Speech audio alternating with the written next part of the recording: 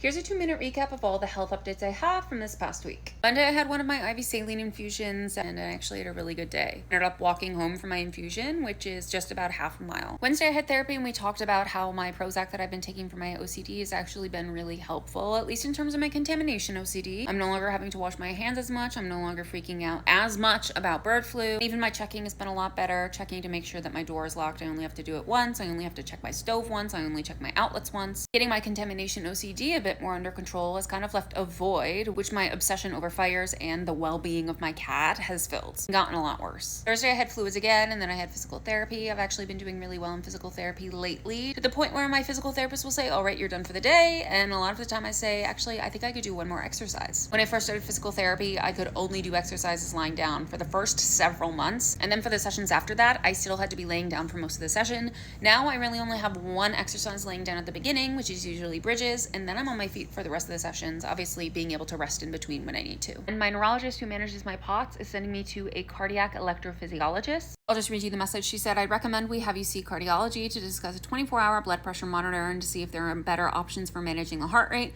Basically, if your heart rate goes too low, whenever we address the high heart rate, you're looking at a possible pacemaker.